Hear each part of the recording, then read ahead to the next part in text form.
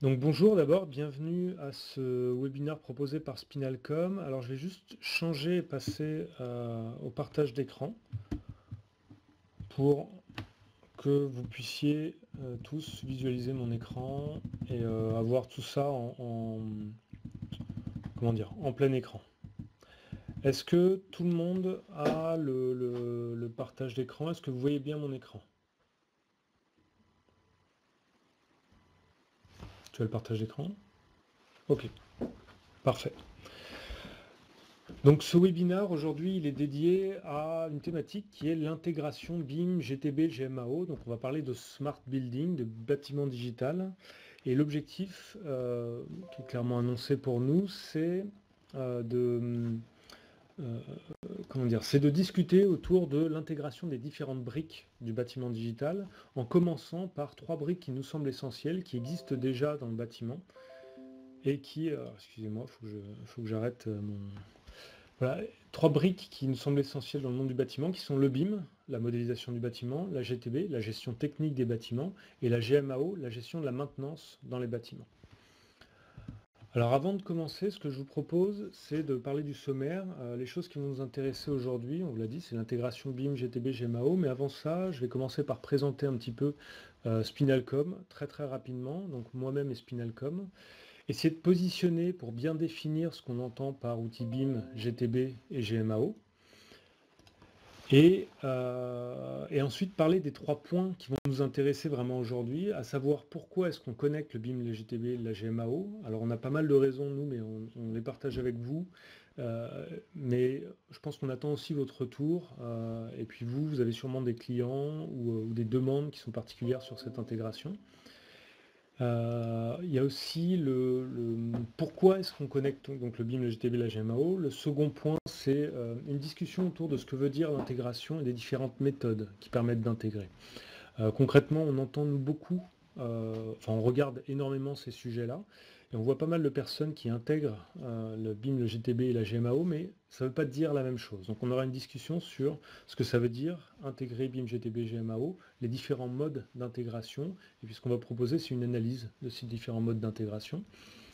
Et puis le troisième point, c'est comment est-ce qu'on intègre. Donc concrètement, on a fait des intégrations, et on va voir qu'il y a des problématiques à régler et il y a des best practices à mettre en place. Et l'objectif, c'est de discuter aussi autour de ça et d'échanger avec vous sur notre expérience autour de l'intégration BIM, GTB, GMA. Alors on va commencer rapidement par déjà une présentation de moi-même et donc de Spinalcom. Donc aujourd'hui, je suis votre présentateur de webinaire. Je m'appelle Jérémy Bellec. Mon activité principale, c'est donc je suis président de la société Spinalcom, qui est éditeur de logiciels autour du bâtiment digital. Et j'ai une activité secondaire qui est professeur à l'école polytechnique sur tout ce qui est système d'information intelligent. Et sinon, sur un tout petit peu mon historique, ça fait maintenant 15 ans que je travaille sur des thématiques de jumeaux numériques et de fusion de données ou de gestion de données. Voilà. Et donc aujourd'hui, dans le cadre de Spinalcom, eh bien, on met tout ça en œuvre, on développe des applicatifs qui permettent de justement gérer les données du bâtiment, gérer le jumeau numérique du bâtiment. Et ce qu'on fait chez Spinalcom, c'est principalement l'accompagnement, donc l'édition de logiciels pour accompagner l'évolution d'un bâtiment tel qu'il existe aujourd'hui, qui peut être automatisé, vers un bâtiment digital, c'est-à-dire un bâtiment qui va être une plateforme de services digitaux qui va permettre demain de fournir non pas 5, 10, mais potentiellement 100 000, 10 000 services digitaux. Et notre cœur de métier chez Spinalcom, c'est l'édition de deux choses. D'abord ce qu'on appelle le BOSS, Building Operating System, c'est-à-dire cette plateforme de gestion de données du bâtiment qui va gérer, qui va orchestrer les données et qui va gérer les applicatifs qu'on va pouvoir déployer sur le bâtiment. Et puis la deuxième chose, c'est le développement d'un portail d'applications concentré principalement sur l'exploitation maintenance, autour de trois thèmes, justement la connexion BIM, GTB, GMAO pour la gestion patrimoniale ou l'asset management. Deux mots sur le BOSS. Le BOSS, pour nous, c'est quelque chose qui est très important parce que passer du bâtiment au bâtiment digital, donc c'est un bâtiment qui va héberger un très grand nombre d'applications. Pour ça, ce qu'on pense, c'est qu'il faut absolument munir le bâtiment d'un cœur de plateforme, d'une fondation, d'une infrastructure digitale qui va permettre demain de facilement développer, déployer et utiliser des nouvelles applications. Et là, on n'a pas réinventé la roue, ce qu'on a fait, c'est qu'on a juste pris les principes qui existent ailleurs, dans les plateformes PLM, sur les ERP ou même sur votre PC. Votre PC ou votre téléphone, votre smartphone, ce sont des plateformes servicielles, et ce qui fait que ces outils sont des plateformes servicielles, c'est parce qu'on a installé dedans un OS, un système d'exploitation. Donc c'est grâce à iOS ou à Android que votre téléphone est passé du téléphone au smartphone, et c'est grâce à Windows, par exemple, que les anciens ordinateurs mainframe sont passés au PC. D'accord ? Eh bien, ce qu'on propose de faire, c'est pareil, c'est de passer du bâtiment au smart building en développant l'OS du bâtiment digital. Donc Spinalcom, pour résumer, on développe un Windows du bâtiment digital et un pack office dont les applications sont plutôt dédiées à l'exploitation et à la maintenance. Et les applications qu'on propose aujourd'hui au-dessus de ce boss, c'est des applications qui répondent à 3 objectifs. Le premier, c'est mieux connaître et comprendre son bâtiment avec des applications qu'on appelle CDE, Common Data Environment. Donc c'est toute la base de données du bâtiment qui doit suivre le bâtiment sur tout son cycle de vie et qui peut servir de DO numérique, mais qui peut aussi servir de carnet d'entretien du bâtiment. Les seconds objectifs, c'est tout ce qui est monitoré et piloté. Et donc là, au-dessus du boss, on développe ce qu'on appelle un BOC, Building Operations Center, et puis des applications mobiles, donc qui vont permettre de piloter son bâtiment et donc de coupler cette base de données bâtimentaire et ce BIM avec les données temps réel, par exemple, qui peuvent venir de la GTB, du SSI, de l'audio-vidéo, des systèmes IoT, etc. Et puis de superviser globalement les données de son bâtiment. Et le troisième objectif, c'est optimiser, évoluer, donc c'est aller vers la maintenance prédictive, vers le smart grid, l'énergie adaptative, et puis vers plein d'applications qu'on ne maîtrise pas forcément parce qu'on n'est pas des spécialistes de tout. Donc nous, on se concentre sur ces deux grandes applications, et après, surtout au-dessus de notre boss, le boss, c'est une plateforme de développement applicatif ouverte, avec ce qu'on appelle un Software Development Kit, et puis des API ouvertes qui permettent à d'autres que nous de développer leurs propres applications. Et ça, c'est aussi un point très important. Donc là, ce que je vous ai fait, c'est une présentation globale de Spinalcom, et c'est aussi pour vous montrer qu'on travaille, nous, tous les jours, sur cette thématique qui est comment est-ce qu'on couple le BIM avec la GTB, comment est-ce qu'on couple le BIM avec la GMAO, et comment est-ce qu'on va demain coupler BIM, GTB, GMAO pour aller vers le bâtiment digital, en pensant que finalement, ces 3 briques, BIM, GTB, GMAO, ne sont que les premières briques de ce que va être le bâtiment digital demain. Alors, deuxième partie, maintenant on rentre plus dans le détail de la connexion BIM, GTB, GMAO, et pour ça, on va déjà essayer de positionner simplement ces outils. Alors là, il y a un schéma que j'aime bien montrer, qui me semble assez parlant. Pour positionner les différents outils, c'est, on va dire, l'architecture globale de ce que doit être demain l'architecture du système d'information d'un bâtiment digital. C'est un schéma que je montre assez souvent, qui n'est pas moi. Si vous allez par exemple à la R2S, ils ont un schéma à peu près équivalent, dans lequel on sépare finalement l'architecture du système d'information des bâtiments digitales en 3 couches. Une couche plutôt avec une échelle terrain, une échelle équipement, dans laquelle on va retrouver tous les automates, les capteurs, actionneurs et puis les systèmes GTB. Une couche intermédiaire, infrastructure du bâtiment, dans lequel vivent par exemple la supervision GTB, dans lequel on va retrouver le BIM. Et puis une couche à une échelle patrimoniale finalement, qui peut être dans le cloud par exemple, dans lequel on va retrouver des services qui ont plutôt vocation à servir non pas un bâtiment spécifiquement, mais à servir plusieurs bâtiments et un patrimoine de bâtiments. Alors si on essaye d'analyser les outils dont on va parler aujourd'hui, la GMAO, la maquette BIM et la GTB à travers ce prisme-là, on peut décrire la GMAO plutôt comme un outil patrimonial en général. Alors on peut aussi l'utiliser à l'échelle du bâtiment, c'est ce que j'ai essayé de représenter avec cette petite brique bleue ici. Quand on est dans un bâtiment très complexe par exemple, on peut avoir une GMAO dédiée, mais souvent la GMAO c'est un outil plutôt de gestion qui marche à l'échelle patrimoniale, sur lequel on va gérer des tickets de maintenance sur plusieurs bâtiments. Et donc la GMAO c'est un système qui a pour vocation à... c'est un système d'information d'abord, qui a pour vocation à faciliter la gestion des activités de maintenance sur un patrimoine ou sur un bâtiment. Et le cœur d'un système GMAO, c'est une base de données de tickets ou d'incidents qu'on va pouvoir soit utiliser, déclarer directement, soit des tickets qui sont déclarés automatiquement avec des interventions programmées, etc. Et donc, avant tout, la GMAO gère une base de données de tickets. Et ne pas oublier, vous verrez que je l'ai mis à chaque fois, pour pouvoir bien gérer cette base de données de tickets, finalement, elle a besoin d'un référentiel bâtimentaire, c'est-à-dire d'une description du bâtiment, pour qu'on puisse associer les tickets, aux équipements à l'intérieur du bâtiment et au bâtiment, à ses étages, à ses zones, à ses pièces, etc., pour qu'on puisse s'y retrouver plus facilement. La GTB, c'est plutôt un système qui marche en bas, c'est-à-dire c'est un système qui marche à l'échelle des équipements et c'est un système d'information aussi qui est chargé d'automatiser la gestion des services du bâtiment comme le chauffage, l'éclairage, le confort. C'est une base de données dont le cœur, c'est la gestion de points de mesure, d'alarmes, de séries temporelles.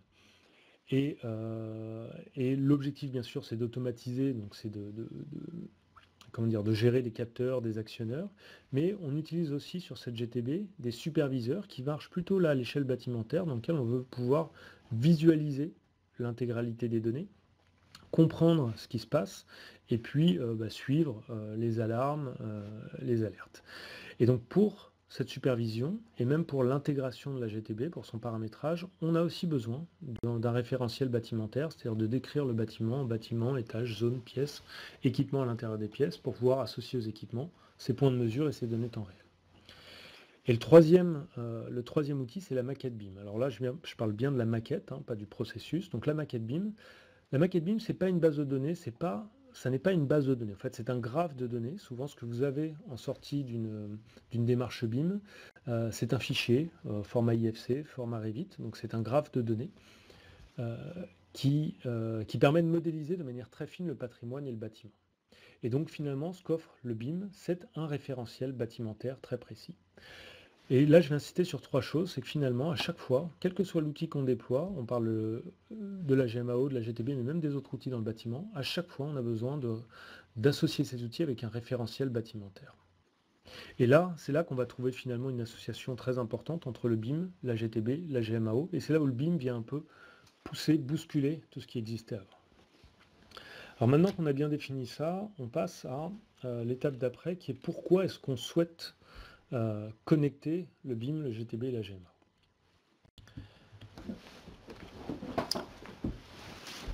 Alors en fait, il y a énormément de raisons. Je vous avoue qu'ici, on en a cité 5 importantes, mais je pense que on passerait 10 minutes ensemble, 20 minutes ensemble, on pourrait en citer 10 autres facilement. Je dirais qu'il y a les raisons pour lesquelles on veut connecter le BIM, le GTB et la GMAO. Il y en a une première qui est un petit peu illustrée par cette image, qui est lié plutôt à l'asset management. C'est-à-dire que le BIM et la GMAO et la GTB sont trois sources d'informations très importantes du bâtiment qui vivent de manière complètement séparée, complètement silotée aujourd'hui, ce qui fait que ces trois sources de données, on n'a jamais eu une vision globale, complète du fonctionnement de notre bâtiment, puisqu'on a très rarement la connexion entre l'ensemble de ces sources d'informations. Donc la première raison pour laquelle on voudrait connecter le BIM, le GTB, la GTB et la GMAO, c'est un petit peu pour l'asset management, c'est-à-dire que c'est pour avoir sur un environnement unique, un portail d'accès unique, l'accès à l'ensemble des informations relatives à notre bâtiment. Et donc ça, c'est assez intéressant. Ça veut dire que finalement, on contextualise dans une seule et même interface toutes les informations, on comprend mieux comment fonctionne notre asset, et donc on peut peut-être mieux le gérer, mieux l'entretenir et mieux le valoriser. Donc j'aurais tendance à dire que là, ce qui illustre cette image, c'est un petit peu l'outil de l'asset manager qui permet d'avoir une compréhension globale et contextualisée de son patrimoine. Un bâtiment, c'est pas n'importe quel patrimoine, c'est un patrimoine qui coûte cher, qui est utile à l'ensemble de nos employés, qui peut même être utile à l'ensemble de nos process, et c'est un patrimoine qui se gère dans le temps et qu'on veut pouvoir valoriser dans le temps. Et donc cet outil-là, finalement, peut servir de carnet d'entretien du bâtiment, et un petit peu sur le même mode que les voitures, ça va permettre de valoriser son bâtiment. Parce que si vous vendez demain une voiture sans carnet d'entretien, ou si vous vendez une voiture avec carnet d'entretien, il y a une confiance qui se crée quand vous vendez la voiture avec le carnet d'entretien. Vous savez par où elle est passée, vous savez comment elle a été entretenue, et donc potentiellement cette voiture se vend mieux, se vend plus cher qu'une voiture qui n'a pas de carnet d'entretien. L'idée est la même. en regroupant toutes les données qui viennent de ces systèmes d'information au sein d'une seule et même plateforme, on va pouvoir valoriser cet asset simplement en ayant une connaissance ouverte et complète de ce qui s'est passé dessus. Alors ça, c'est une première raison. Une autre raison, c'est aussi pour valoriser les données. La donnée, c'est l'or noir, le futur or noir. Alors ça, c'est ce qu'on nous dit, mais je pense que tout le monde l'a vraiment compris aujourd'hui. Et si on regarde bien le bâtiment, ça génère énormément de données. Je regarde juste la GTB. Si vous êtes sur un bâtiment de 20 000 m² avec 1000 objets connectés, 1000 capteurs, actionneurs, potentiellement, vous pouvez avoir un bâtiment qui vous remonte 1000 données toutes les 5 minutes. Et donc là, c'est même pas 10 000 données qui sont remontées tous les jours de la GTB, c'est 20 000, 100 000, 200 000 données qui vont être remontées tous les jours de ce système d'information et qui servent aujourd'hui à quoi? Principalement à deux choses. Bien sûr, à automatiser le confort dans votre bâtiment, c'est quand même très important, c'est le premier rôle. Et puis sinon, qui sont remontés dans un superviseur qui se retrouve à la cave, géré par une personne qui n'est même pas tout le temps devant. Autrement dit, elles servent à rien, ces données, ou presque rien. On les valorise pas du tout. Et donc la première raison pour laquelle on voudrait finalement remonter ces données et les contextualiser, les associer au BIM, c'est pour pouvoir les comprendre et pour faire en sorte que demain, elles puissent servir aussi à autre chose. Et on ne parle pas de peu de données, on parle d'énormément de données. Là, je vous ai parlé des données de la GTB qui étaient complètement sous-exploitées. Le BIM aussi est complètement sous-exploité. Le BIM, vous l'utilisez pour la conception, pour la construction, puis vous livrez dans un DOE numérique, et après plus rien. Il ne sert à rien non plus aujourd'hui.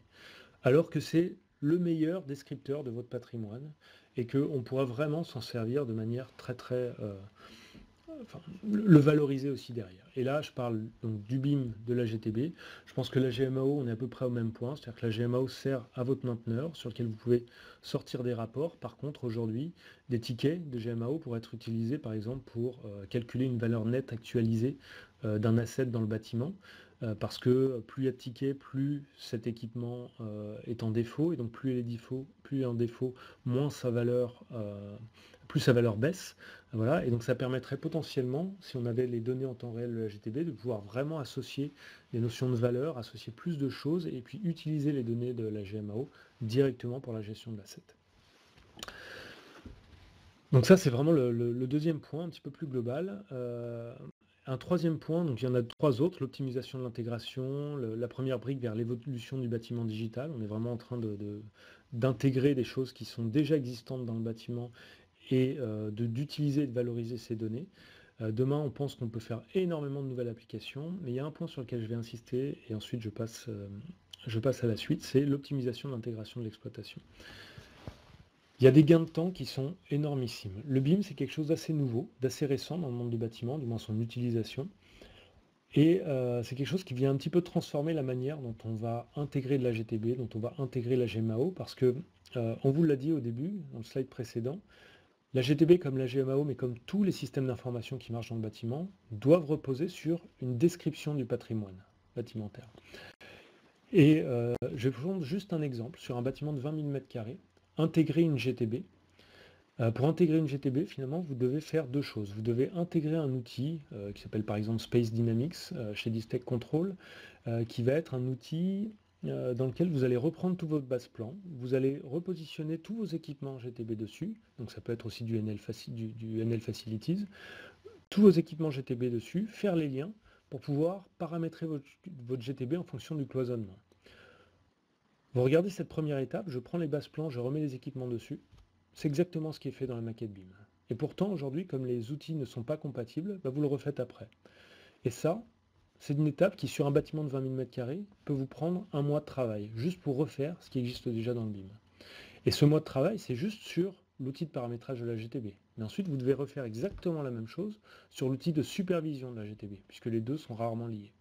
Donc en gros, vous avez déjà fait une maquette BIM, vous avez toute la donnée sur la maquette BIM, et vous reprenez 2 mois de travail juste pour refaire ce qui existe déjà. Ça, sur un bâtiment de 20 000 m². Maintenant, regardez sur une tour ou sur un très gros bâtiment de 60-70 000 m², vous perdez un an. Vous perdez un an de travail juste pour refaire ce qui existe déjà. Et là, on voit bien que l'intégration BIM GTB, tout court, elle a énormément de valeur parce que si on arrive à automatiser cette intégration, on gagne énormément de temps et donc énormément d'argent. Et ça, c'est valable aussi pour la GMA. Je voulais insister sur ces points-là parce que c'est ce qui justifie finalement l'intégration BIM, GTB, GMAO et le pourquoi finalement de ce webinaire d'aujourd'hui. Donc dans la suite, maintenant que je vous ai donné quelques-unes des raisons, je pense que vous en avez d'autres pour lesquelles on peut faire cette intégration, on va discuter de ce qu'est cette intégration. Intégrer BIM, GTB, GMAO, ça veut dire pas mal de choses. En tout cas, on peut le comprendre de plusieurs manières, et je pense que vous allez avoir plusieurs acteurs qui vont vous proposer des intégrations, mais finalement, ces intégrations ne veulent pas dire la même chose. Ici, ce qu'on a essayé de faire, c'est les 4 typologies d'intégration que nous, on observait sur le marché. Alors, on va essayer de discuter. Donc là, je vous les présente de manière résumée, et puis ensuite, on va revenir point à point sur chacune d'elles. Premier, c'est ce qu'on appelle un portail d'accès, c'est-à-dire qu'à partir du BIM, on vous fait un portail d'accès, une interface web 3D, dans lequel, à partir de cette interface web, on va pouvoir juste vous donner des liens vers, je clique sur un équipement et ça me donne un lien vers la GMAO, ou je clique sur un équipement et ça me donne un lien vers la supervision GTB. Alors c'est intéressant, mais on voit bien que dans ces situations-là, on n'a pas d'échange de données, on n'a pas de couplage, on n'a pas réellement d'intégration. On a un portail qui nous permet de donner accès. Le deuxième type d'intégration, c'est l'initialisation grâce au BIM. On a bien vu que la GTB comme la GMAO ont besoin d'un descriptif patrimonial. Aujourd'hui, chaque outil propose ses propres interfaces d'intégration qui permettent d'écrire le patrimoine quand on va les intégrer. Demain, ce que pas mal de personnes commencent à faire, c'est de dire je prends le BIM et à partir de ce BIM, je vais exporter mes fichiers ou importer les fichiers BIM pour pouvoir automatiser la description du patrimoine à partir de la base BIM. Très intéressant, mais on est toujours dans un système dans lequel il n'y a pas réellement de connexion entre la GTB et la GMAO. Chacune a son interface propre et finalement on marche toujours de manière très silotée. La troisième voie, c'est ce qu'on appelle le spaghettiware. Alors spaghettiware, c'est un terme IT dans lequel on commence à faire des connexions via des API, on commence à échanger réellement des données entre les différents systèmes. Dans ce cadre-là, par exemple, le Viewer BIM correspond au portail. Par contre, il échange vraiment des données, il y a vraiment des échanges de données entre tous les sous-systèmes qui sont en dessous. Donc là, on va commencer à parler d'API, de SDK, à vraiment échanger des données, à parler de data management. Ça commence à devenir plus intéressant. Mais si ça s'appelle en IT un spaghettiware, c'est pas pour rien. C'est parce que ça doit être très intéressant, ça permet de faire beaucoup de choses, mais c'est très complexe à gérer et c'est très très peu évolutif. Et donc c'est pour ça que tous les systèmes dont on parlait, les OS, les ERP, les plateformes PLM, sont plutôt basés sur un autre type d'architecture, qui sont des architectures type middleware. Et donc c'est l'architecture qu'on vous propose, nous, avec le Building Operating System, c'est-à-dire un middleware au centre, qui lui va avoir l'ensemble des connexions avec l'ensemble des différents outils, des différentes bases de données, qui va fournir un référentiel de données commun, qui va être le garant de ce référentiel de données commun, et qui va garantir aussi l'orchestration et l'échange des données entre tous les différents systèmes. En gros, dans ce cadre-là, vous allez voir, on arrive à tout orchestrer. Donc là, ce que je vais faire, c'est, on va rentrer maintenant de manière un tout petit peu plus détaillée dans ces 4 types d'intégration. La première intégration, c'est le portail d'accès. Le portail d'accès, les plus, c'est que vous avez un portail, par exemple un Viewer BIM, qui vous donne accès aux différents outils qui sont en dessous. Les plus, c'est vraiment que vous avez un accès facilité aux différents outils, puisque vous avez un seul portail qui vous donne l'accès, et puis vous avez une très belle interface compréhensible qui vous décrit concrètement ce qu'est votre bâtiment. C'est déjà très intéressant, ça veut dire que vous réutilisez votre BIM en phase d'exploitation. Les moins, il y en a beaucoup, c'est que vous n'avez pas réellement de contextualisation des données. C'est-à-dire que les données ne remontent pas vers le portail. Le portail vous donne juste un accès. Ça, c'est ce qu'on peut voir aussi avec des interfaces mobiles, par exemple, qui vous donnent accès à des applicatifs. Donc il n'y a pas réellement de contextualisation des données. Il n'y a pas d'échange de données. Les systèmes en dessous fonctionnent complètement en silo. Il n'y a pas du tout de connexion entre les systèmes.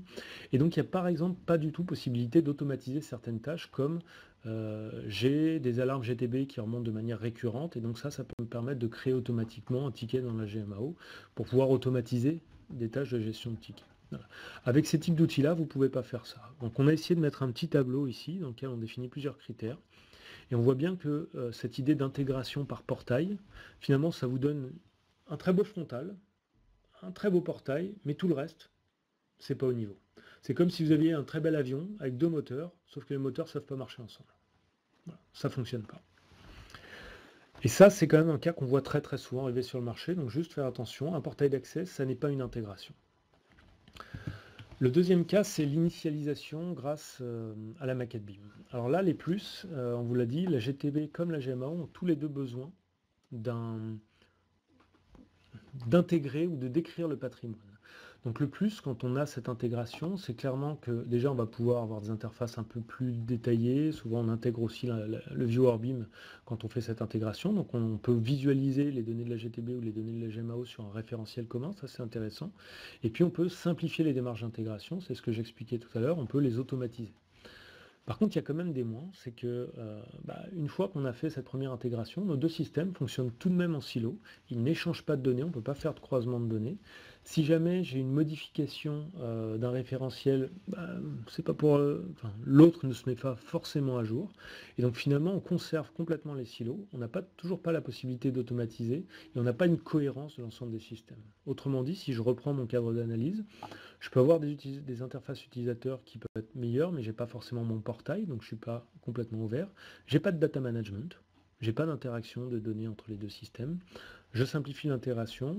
J'ai quand même je peux simplifier de l'interopérabilité parce que je peux faire des échanges de fichiers peut-être avec des ID communes, donc ça devient intéressant, mais tout le reste, l'automatisation des tâches, l'évolutivité, la gestion des mises à jour, c'est pas pris en compte par ce type d'intégration. Le troisième cadre, c'est le spaghettiware. Le spaghettiware, ça correspond concrètement à une connexion. Donc là, on commence à parler d'API, de SDK, d'échange de fichiers à plat, même si vous voyez que j'ai parlé d'échange de fichiers, c'est quelque chose que je mets en orange parce que un échange de fichiers, c'est pas une API. C'est très complexe à gérer dans le temps, c'est pas très confortable, c'est pas du tout quelque chose de standard pour des gens qui font de l'IT. Alors le spaghettiware, il y a pas mal de plus. Déjà, on est capable de faire de l'échange de données 2 à 2 sur des logiciels et donc on est capable de faire du data management.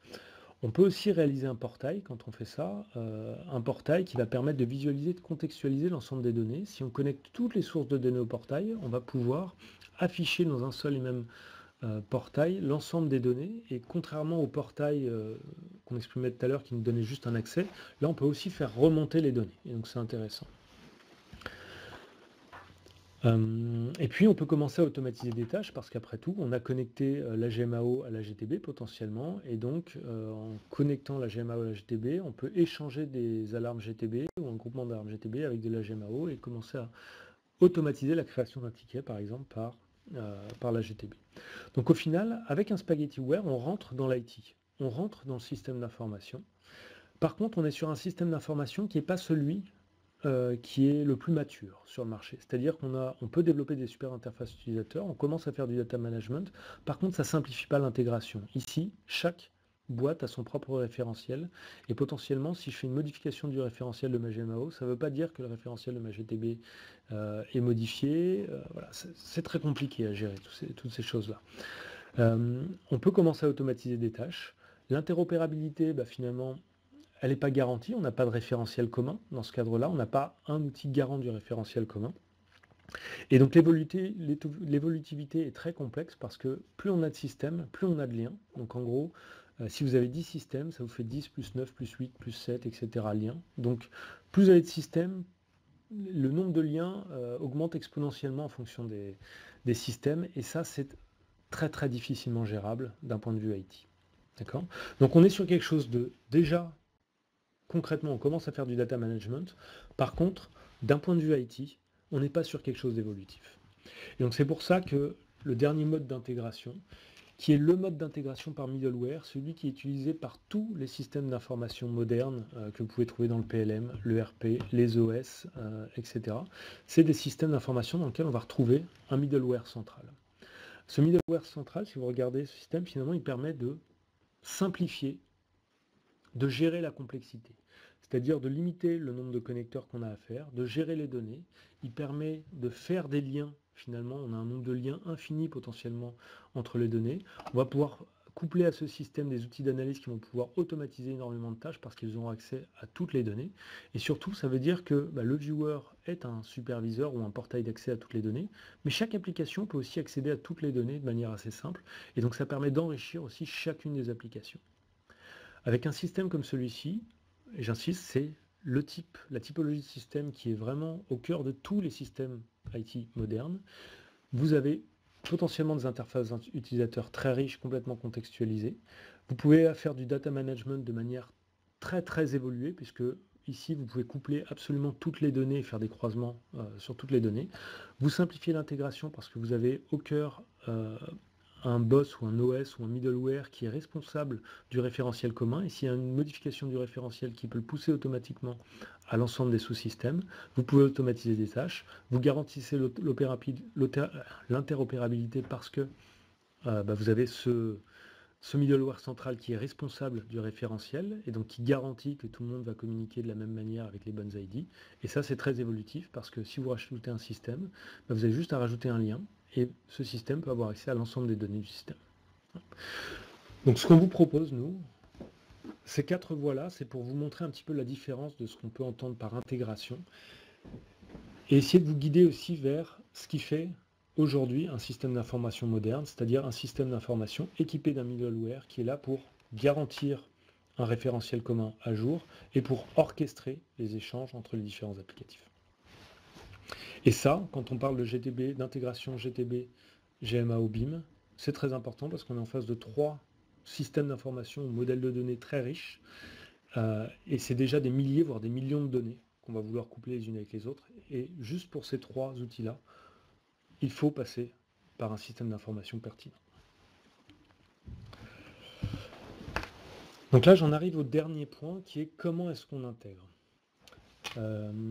Donc là, ce que je vais faire, c'est que, au-delà des principes qu'on vous a donnés juste avant, l'idée maintenant, ça va être de rentrer dans le détail. Notre métier, je vous l'ai dit, depuis près de 3 ans maintenant, mais 10 ans même avant sur les aspects jumeaux numériques dans le monde aéronautique, c'est de coupler différents systèmes entre eux pour essayer de croiser les données. Et quand on parle d'intégration BIM-GTB, par exemple, finalement, on va être en train de coupler des données du BIM avec une certaine typologie de base de données, avec des données de la GTB qui ont aussi une certaine typologie de base de données.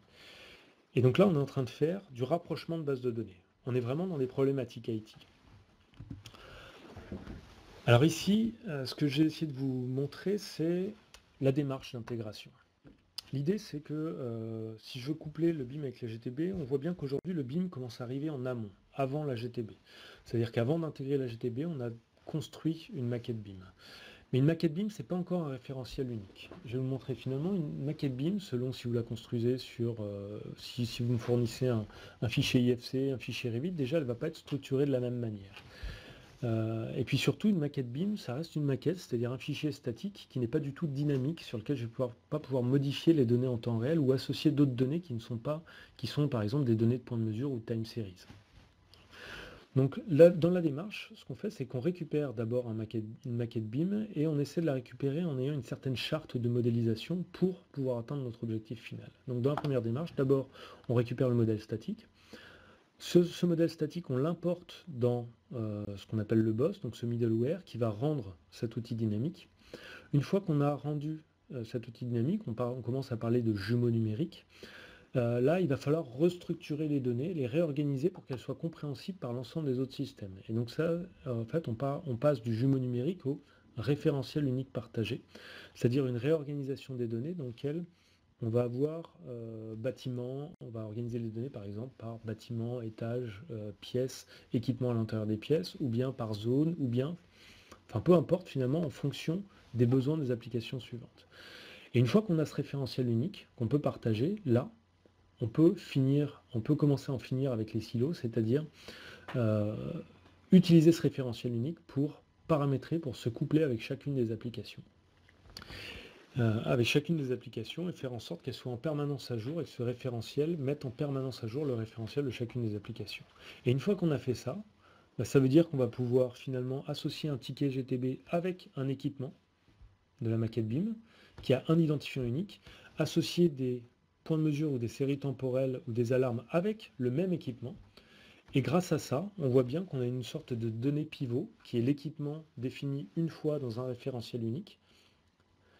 Et cette donnée pivot, c'est celle qui va permettre de faire le lien entre l'alarme GTB ou les alarmes GTB, le ticket GMAO, la gestion patrimoniale et toutes les applications qui auront besoin de ces données derrière. Et donc on commence vraiment à pouvoir croiser les données et associer de la valeur à ces croisements de données.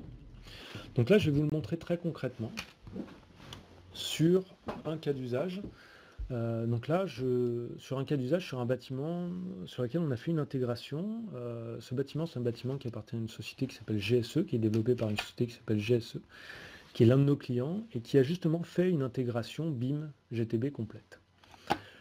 Donc vous voyez, là on a la maquette BIM de ce bâtiment. Je suis sur un viewer en ligne. Là, on utilise le viewer proposé par Autodesk Forge, sur lequel on est venu intégrer plein d'autres applications. Et si vous regardez ce que je disais, on est en train de faire de l'intégration BIM GTB. Ça veut dire que d'un côté, on a les données de la maquette BIM, fournies par Revit. Donc là, si vous regardez le viewer, j'ai un modèle de fichier Revit, par exemple, que j'ai importé, et je retrouve ici toutes les données de la maquette BIM, dans lequel je peux cliquer, je vois tout le mobilier, je vois mes sols, mes fenêtres, etc., mes portes, etc. Donc j'ai un ensemble de données descriptifs de mon patrimoine, descriptif de mon bâtiment, fourni par la maquette BIM. Et vous voyez déjà que ces données, si vous importez un fichier sur base Revit, elles sont structurées d'une certaine manière qui n'est pas forcément celle qui nous intéresse. C'est-à-dire qu'elles sont structurées par catégorie d'objets, alors que nous, ce qui va nous intéresser plus en exploitation, ça va être de les structurer plutôt par une organisation géographique, bâtiment, étage, pièces, équipement. Donc la première étape, c'est ce que je vous disais dans le petit schéma, c'est je récupère cette maquette BIM, je l'ai mise dans le boss, donc je l'ai rendue dynamique, et maintenant je vais restructurer tout ça dans un contexte spatial, et donc là, on peut restructurer l'ensemble des données dans un contexte bâtiment, étage, zone. Là, je regarde ma mezzanine. Je peux zoomer, par exemple, et zoomer sur ma mezzanine et isoler ma mezzanine. Et donc, sur ces zones, je vais retrouver, sur cet étage, je vais retrouver toutes mes pièces et tous mes équipements organisés par pièces. Donc, première étape. Là, on vient de faire les 3 premières étapes d'un fichier statique. On l'a rendu dynamique et on a réorganisé les données pour en faire un référentiel de données compréhensible par les outils qui doivent l'utiliser. Ça, c'est la première étape, on a réussi à la faire. Maintenant, deuxième étape, je veux coupler ça avec les données de la GTB. Alors là, il faut maintenant récupérer dans le même système d'information les données qui viennent de la GTB. Donc là, c'est ce qu'on a fait. On a récupéré, donc on a un réseau. Dans ce bâtiment, il y a une GTB qui est installée, qui est une GTB, donc une DoGate d'AVB.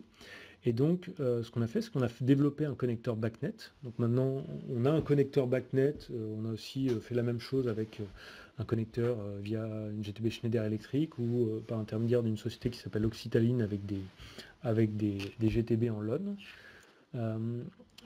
Donc ça, c'est la première chose. Il faut avoir un moyen de récupérer les données de la GTB, donc faire des connecteurs qui vont être capables de dialoguer avec le bon format ou avec le bon protocole GTB, du LON, du BACnet ou des API REST spécifiques à chacune des GTB. Donc là, on a développé un connecteur BACnet. Ce connecteur BACnet nous a permis de remonter les données de la DoGate, donc qui sont structurées d'une certaine manière. Dans une DoGate, ici, on récupère les données qui sont nommées, on a des conventions de nommage, qui fait que les données, on les a par bureau, par étage. Enfin, dans le nom de la donnée, on retrouve a priori sa localisation.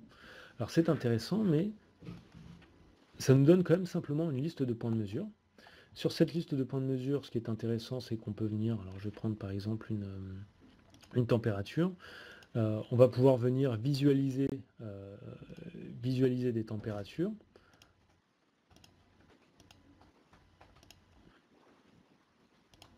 Voilà, donc on va pouvoir venir visualiser des températures. Si je veux mettre une deuxième température, je vais pouvoir visualiser des températures. Donc on accède à la base de données GTB, à l'historique des données GTB, et on voit bien que c'est une base de données qui est différente de celle de la base de données BIM, puisque elle ne va pas parler de bâtiments, d'étages, de zones, d'équipements, elle va parler de devices, donc d'automates, et de points de mesure à l'intérieur de ces automates. Et donc on va avoir souvent une base de données structurée en réseau, automates, points de mesure liés à chacun de ces automates. Et ces points de mesure, ils ont beau avoir un nom ici, ils ne sont pas du tout liés aux équipements de la maquette BIM. Et donc là, on a une deuxième ou on a une troisième étape qui va être maintenant comment je fais le rapprochement de mes deux bases de données. Et c'est là qu'on a une troisième difficulté qui n'est pas anodine, surtout quand on parle de bâtiments existants.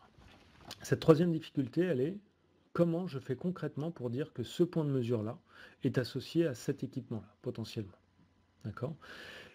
Ça, si je suis sur des bâtiments existants dans lesquels j'avais pas de BIM, j'ai refait un BIM après, et puis j'ai une GTB qui a été intégrée par un intégrateur, concrètement, mon seul moyen de le faire, ça va être d'essayer de retrouver les plans de l'intégrateur, de regarder ma maquette BIM, voir où sont mes équipements, retrouver les plans, voir où sont mes équipements dessus, et puis à la main, cliquer sur un équipement, cliquer sur un petit outil qui va me permettre de lier, aller rechercher à la main dans mon réseau quels sont les points de mesure, associés à cet équipement par leur nom, et puis cliquer sur OK, je l'assigne, je l'associe, je l'associe, je l'associe. Donc faire des choses manuellement. On voit bien que c'est très long et ça correspond quasiment à refaire une nouvelle intégration GTB.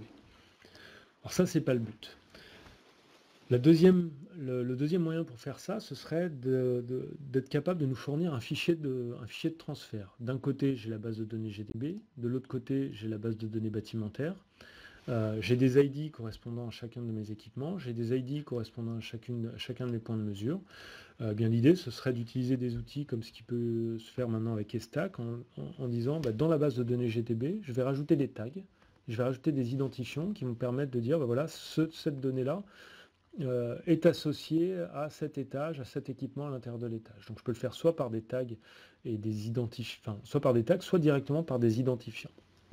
Alors là, ça devient plus intéressant parce que ça veut dire que quand je vais remonter toutes les données de ma GTB, dans cette base de données-là, j'aurai associé à chaque point de mesure quel est l'identifiant de l'équipement qui lui correspond, et donc je vais pouvoir automatiser toute cette démarche de liaison entre mes différents équipements. Et l'objectif final, on est d'accord, c'est de se dire que finalement, au lieu d'accéder aux données directement par point de mesure, je vais pouvoir simplement cliquer sur un équipement ici, ou retrouver un équipement ici, ou retrouver un bureau ici.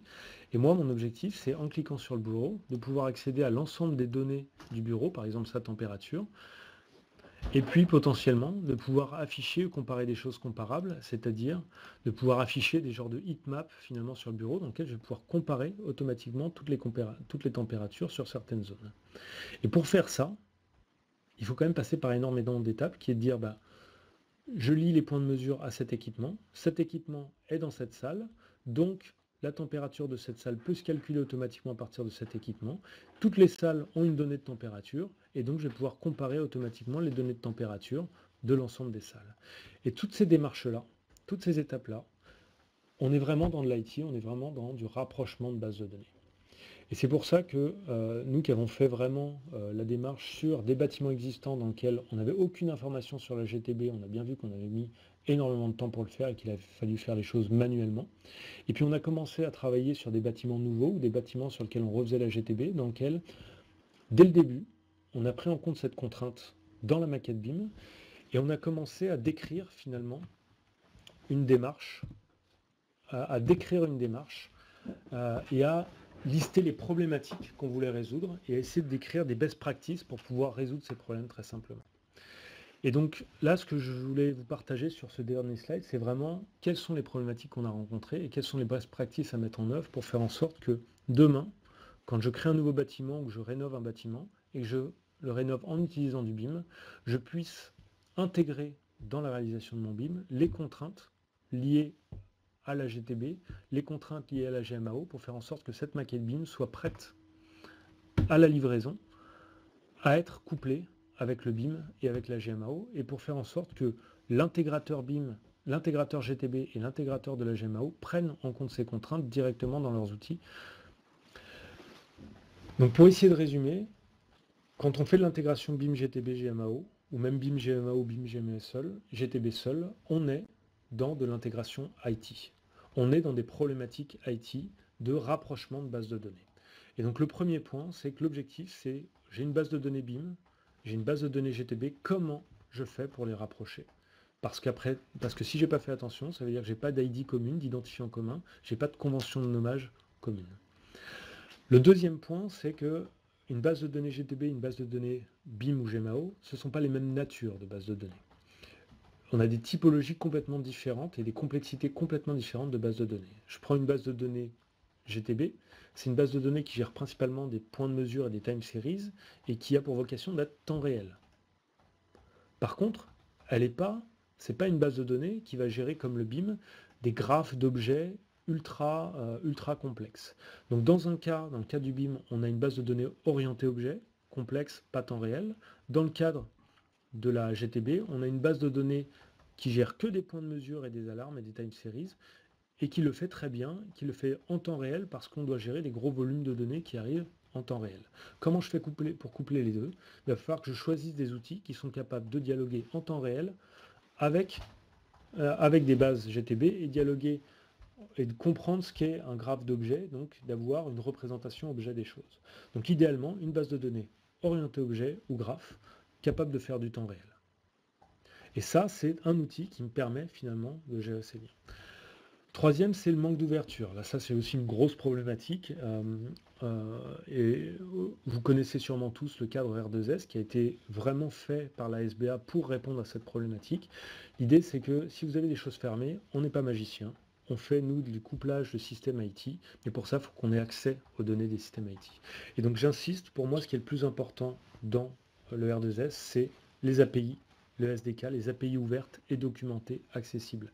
Ça, c'est la base pour pouvoir vraiment faire du couplage, faire de l'intégration au sens IT, pour pouvoir échanger des données entre deux systèmes. Et ensuite, un outil, ça ne remplace pas tout, en fait. Un outil, ça ne remplace pas tout, c'est-à-dire qu'un outil, ça s'accompagne non seulement par des process et par des méthodes, mais aussi par des gens et des compétences. Voilà. Et l'idée, c'est qu'aujourd'hui, on est en train de faire du bâtiment digital.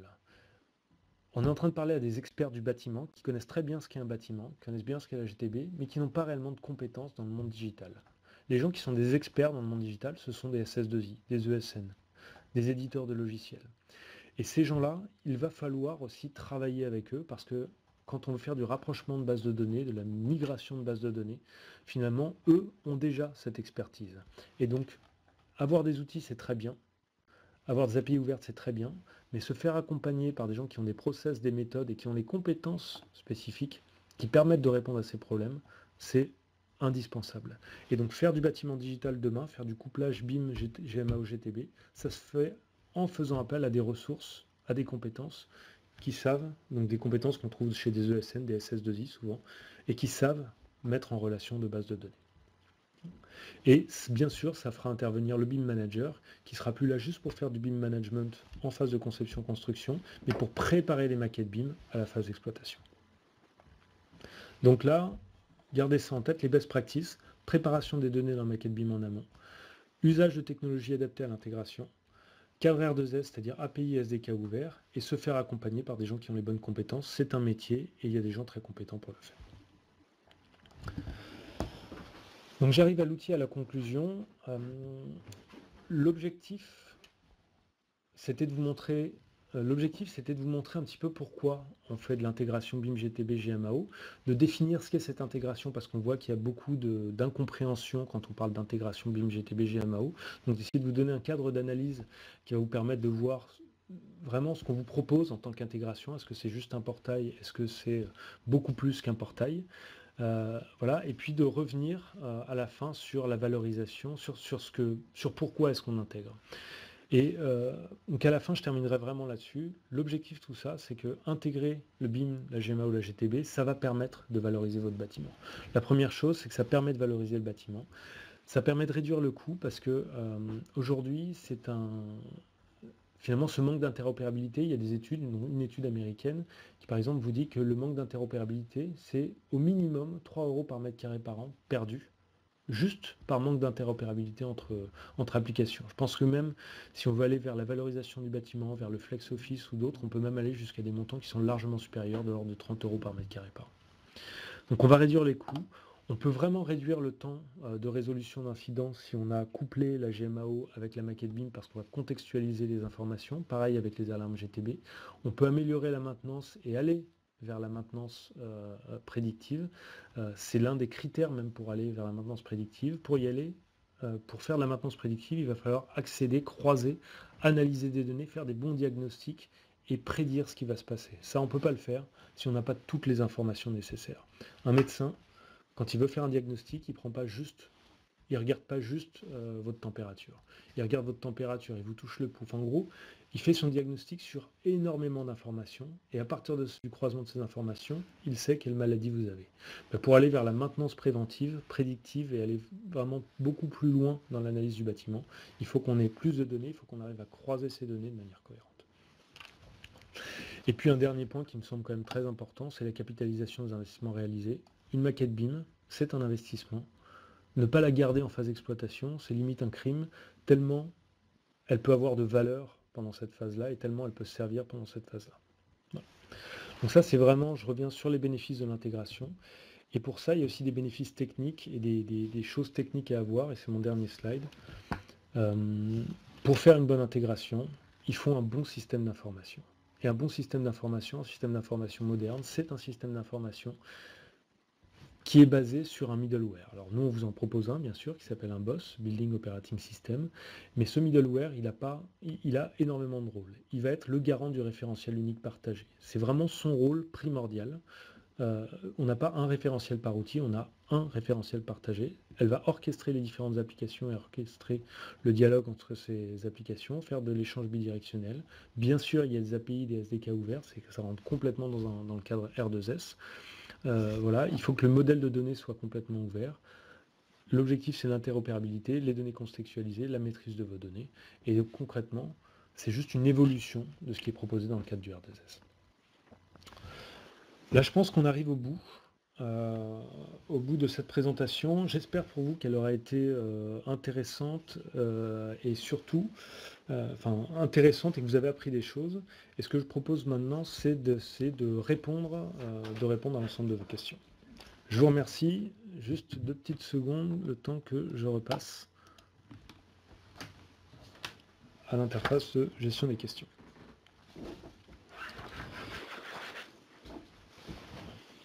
Alors, j'ai une première question qui est comment vous positionnez-vous par rapport au R2S et au R2G à devenir? Alors, par rapport au R2S, pour nous, le R2S, c'est une base. C'est-à-dire que si un bâtiment est vraiment R2S, c'est-à-dire avec un ensemble d'équipements qui ont des API ouvertes et documentées, alors on peut travailler.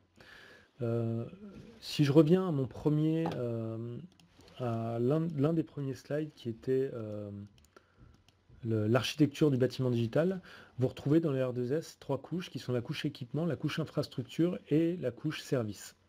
Alors nous, on enrichit un tout petit peu ce schéma-là en disant qu'il y a une couche équipement, une couche infrastructure bâtimentaire et une couche infrastructure patrimoniale dans lequel finalement ça on va le déployer dans le cloud. Ça, il y a un ensemble de services dans lequel, sur la couche bâtimentaire, on va avoir un ensemble de services qui vont être déployés dans le bâtiment. Et donc nous, le BOSS, c'est vraiment quelque chose qui fonctionne sur la couche d'infrastructure. C'est un logiciel d'infrastructure qui permet au bâtiment lui-même de devenir intelligent. Donc on est complètement compatible avec le R2S. Et ce qu'on vient, c'est vraiment enrichir cette couche intermédiaire qui est la couche d'infrastructure en disant qu'il ne faut pas seulement des équipements, il faut aussi des logiciels et il faut aussi des services à ce niveau-là. Alors je pense qu'on pourra faire on aura un autre webinar après BIMworld qui sera peut-être dédié au BOSS et à ce qu'est le BOSS. Alors le BOSS peut-il actionner la GTB? Oui, le BOSS doit pouvoir actionner la GTB à terme. Aujourd'hui, sur les déploiements qu'on fait, comme le début, tout ça c'est le début, on est capable d'actionner la GTB, mais on ne donne pas forcément les droits, parce que ça reste encore deux choses séparées, la supervision et le BOSS. Mais idéalement, puisque le BOSS, ou le système d'information bâtimentaire, c'est un système d'information qui a une vision globale de ce qu'est un bâtiment, ça veut dire qu'il va pouvoir prendre des décisions, on va pouvoir prendre des décisions, faire de l'analyse à cette échelle-là, qui est beaucoup plus riche que celle qu'on fait à l'échelle des équipements ou de la simple supervision GTB, puisqu'on va pouvoir analyser les données GTB en les couplant, en les croisant avec des données de la GMAO, du SSI, de l'IoT, de l'audio vidéo, etc. Autrement dit, les décisions qui vont être prises par le BOSS ou par les algorithmes d'analyse couplés au BOSS vont être très riches et doivent pouvoir demain prendre la main sur certains modes de fonctionnement de la GTB. Donc ça, c'est prévu. Finalement, considérer que le BOSS, il peut agir comme un outil de supervision au-dessus de la GTB.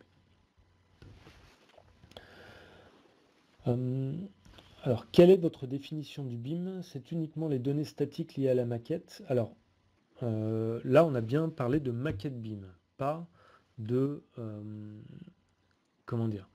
de maquette BIM, pas de, euh, pas du processus BIM et du processus collaboratif qui vient avec. Là, on s'est concentré sur qu'est-ce qu'une maquette BIM, à savoir un graphe de données où toutes les données sont géoréférencées et ont bien sûr un modèle 3D, mais plein de métadonnées qui sont très intéressantes. Donc nous, le BIM, on le voit plus comme un graphe ou une base de données géoréférencée, plus que simplement comme un outil de modélisation 3D. Voilà. Et on parle bien uniquement de la maquette BIM dans ce cadre-là. Et vis-à-vis de ce qu'on est en train de faire aujourd'hui, le BIM, c'est vraiment une source de données. J'ai l'impression que le boss correspond au BIM exploitation.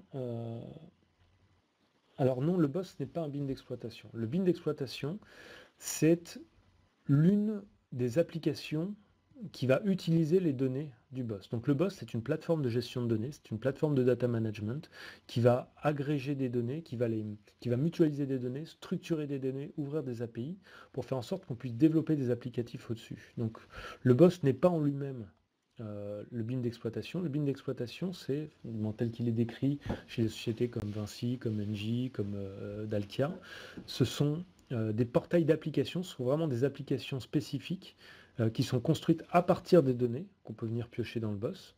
C'est pas forcément comme ça que c'est fait aujourd'hui, mais qu'on peut venir piocher dans le boss, et qui ont une vocation particulière d'aider le facility manager dans son travail de tous les jours.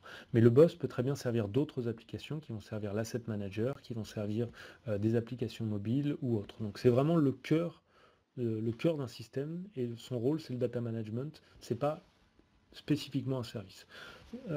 L'exemple, c'est comme si vous disiez que Windows, c'est Office, c'est Word. Non, non. Windows, c'est l'outil de gestion de données qui permet de structurer toutes les données qui sont dans votre ordinateur. Et au-dessus de cet outil de gestion de données, on a mis en place des applicatifs comme Word, Excel, etc., qui vont utiliser les données, qui vont enregistrer, qui vont produire de la donnée, mais qui ont des rôles bien spécifiques au-dessus de Windows. Windows, ça permet de facilement développer, déployer et rendre compatibles des applicatifs. Mais ce n'est pas l'applicatif directement. Quelle est la part du manuel dans la restructuration des données? Alors, quelle est la part manuelle? J'imagine, est-ce qu'il faut le faire à la main ou est-ce qu'on peut le faire automatiquement? C'est comme ça que je comprends la question. Idéalement, à terme, on doit pouvoir tout automatiser si on fait de la bonne gestion de données. Maintenant, on est sur des systèmes qui sont complexes, qui demandent beaucoup d'intégration, qui demandent du travail de la part de BIM Manager, qui n'est pas forcément toujours facile à faire. Donc il y a forcément des étapes manuelles, mais progressivement, on peut commencer à automatiser un petit peu tout. Je dirais qu'à terme, quasiment tout est automatisable. Aujourd'hui, on est dans une démarche dans un moment un petit peu intermédiaire où tout ça c'est en train de se construire. Et donc il y a encore des choses qui sont assez manuelles, mais pour faire ce que je vous ai montré à la fin, alors on a mis du temps pour développer les connecteurs BACnet, etc. Mais une fois que le connecteur BACnet est développé, ce qui est le cas aujourd'hui, et que le connecteur BIM est développé, aujourd'hui c'est un travail qui va durer une semaine peut-être, alors que hier il aurait pu prendre plusieurs mois. Je crois comprendre que la sémantique des objets est un élément essentiel de la démarche. Oui, c'est ce que j'ai essayé d'expliquer à la fin. Si vous rajoutez de la sémantique alors dans les objets de la maquette BIM, mais aussi dans chacune des bases de données, la base de données GMAO et la base de données GTB, donc par exemple avec du stack dans la GTB, mais on pourrait utiliser autre chose, cette sémantique, elle va être utile. Elle va nous permettre de facilement rapprocher les bases. Mais ce qui est intéressant, c'est pas uniquement la sémantique, c'est avoir une convention sémantique qui soit partagée entre tous les outils. Donc je fais une convention BIM, je dis comment je nomme mes objets dans la maquette BIM, et j'utilise les mêmes conventions de nommage ou les mêmes ID dans tous les outils qui vont être connectés au bâtiment, à savoir la GTB, la GMAO. Et une fois qu'on a fait ça, là, vous facilitez le travail de l'intégrateur d'une manière exceptionnelle, puisque si j'ai une bonne sémantique et des conventions de nommage partagées, je peux automatiser tout le processus d'intégration. Et c'est pas du tout anodin, ça permet d'éviter les erreurs, ça permet d'aller plus vite et d'avoir des systèmes de largement meilleure qualité à la fin. Alors, quelles données doivent être intégrées dans une maquette BIM pour la restructuration dans le boss, pour que la restructuration dans le boss soit automatique? Alors, comment dire, on peut mettre énormément de choses. En fait, ça, c'est pas réellement le boss, c'est plutôt ce que vous voulez en faire après. Je vais prendre un exemple. Vous voulez intégrer une GMAO après et vous partez d'une maquette BIM format Revit. Donc là, une GMAO va plutôt attendre un format de données en bâtiment, étage, zone, pièce, équipement et puis gamme de maintenance associée à chaque équipement. Est-ce que vous ne pouvez pas préparer la maquette Revit, la maquette BIM, pour faire en sorte non seulement d'associer à chaque équipement leur localisation, donc des AI de la sémantique ou des attributs correspondant à bâtiment, étage, zone, mais aussi plus de données qui peuvent correspondre à des liens vers les fiches techniques, des liens vers les gammes de maintenance ou des choses comme ça. Ce qui fait que l'intégration devient absolument automatique et vous n'avez qu'un seul référentiel donné, au lieu d'avoir une partie de l'intégration qui est faite à un endroit, une autre partie à un autre, une troisième à un autre endroit. Voilà. Donc la structuration, si demain vous voulez par exemple restructurer dans le BIM ce qu'on appelle un référentiel ou un contexte électrique, savoir que cet équipement est derrière, cette prise électrique est derrière ce tableau divisionnaire qui est derrière ce tableau électrique général, pareil, c'est des choses que vous pouvez demander dans la maquette BIM et qui seront peut-être plus facilement utilisables dans la maquette BIM, qui ont déjà énormément d'outils graphiques pour faire ce genre de choses-là. Voilà. Donc si vous le demandez, si vous avez ce besoin-là derrière et que vous le demandez en amont, après vous pouvez restructurer absolument toutes les données de manière automatique et ça devient même très agréable. Alors, qui a la charge de la réalisation du bâtiment, de l'incrémentation de ces informations? Pour moi, quand on parle de gestion de données du bâtiment, je pense que le BIM Manager commence à jouer un rôle de plus en plus important. Et nous, ce qu'on remarque, mais je pense que vous êtes de nombreux BIM Managers aussi à écouter, c'est que souvent, le BIM Manager est celui à qui on va demander, on va poser la question de savoir comment est-ce qu'on utilise la maquette BIM en phase d'exploitation. Et ce qu'on commence à voir aussi, c'est que quand on signe des contrats de maintenance sur un bâtiment, de plus en plus de facility managers s'engagent aussi à maintenir la maquette BIM. Finalement, on voit que le BIM, ça remplace progressivement, pas complètement, ça remplace le DOE ou ça vient enrichir le DOE numérique. Et à terme, il n'y aura même plus de DOE. Il y aura un système d'information et une base de données bâtimentaire avec un outil qui est le BIM qui permettrait d'avoir une interface 3D très ergonomique qui permet de parcourir simplement ou facilement cette base de données. Et donc, si on considère ça, ça veut dire que le BIM Manager va sûrement rester et va devenir un BIM opérateur, c'est-à-dire celui qui est garant du maintien, de la mise en cohérence de la maquette BIM ou du référentiel unique bâtimentaire pour faire en sorte que tous les systèmes d'information soient mis à jour régulièrement grâce à la maquette BIM.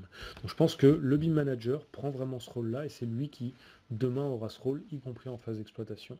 Donc ça deviendra un BIM Manager d'exploitation. Alors, pouvez-vous interroger la maquette sur un CDE externe dans BIM 360? Alors là, c'est peut-être plus dédié, je pense qu'on pourra avoir cette discussion plus tard, c'est peut-être moins dédié à ce qu'on fait là. On peut faire des intégrations BIM 360, tout n'est pas encore fait chez nous en tout cas, sur ces sujets-là. Maintenant, il y a énormément de choses qui sont possibles, donc la réponse c'est dans le principe oui. Est-ce que c'est fait? Pas encore forcément maintenant, mais ce sera sûrement faisable et fait d'ici quelques mois ou quelques années. Alors, comment gérez-vous la mise à jour de la maquette BIM lors de modifications? Donc ça, je vous l'ai dit, l'outil ne fait pas tout. Typiquement, dans l'outil qu'on vous a montré, qui est plutôt un outil viewer, on peut modifier toutes les données qui sont des métadonnées, toutes les données plutôt, les attributs, etc. Par contre, on n'a pas encore les compétences de modeler. Donc quand il faut remettre à jour la maquette BIM, s'il faut simplement remettre à jour des attributs, ce qu'on propose de faire, c'est que les attributs sont tous remis à jour directement dans le système d'information bâtimentaire, parce qu'ils vont pouvoir comme ça directement aller alimenter tous les autres systèmes d'information, enfin tous les applicatifs liés au système d'information.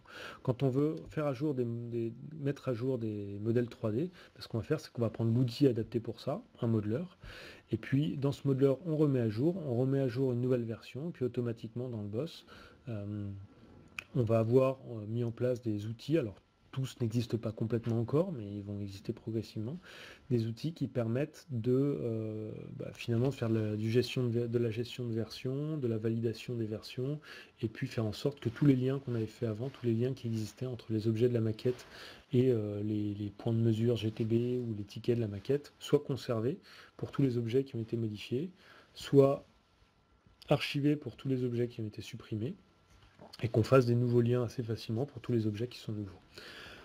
Ce que je veux dire là-dessus, c'est que les outils ne font pas tout, c'est pas magique, il y a une procédure à mettre en place, et ça rejoint un petit peu la question d'avant. Dans cette procédure, il doit y avoir une personne ou un organisme, une entreprise de BIM management qui est garante du, euh, de, la, de la conformité de la maquette BIM, et puis son alter ego système d'information qui est garant de la conformité de la base de données, du référentiel de données uniques.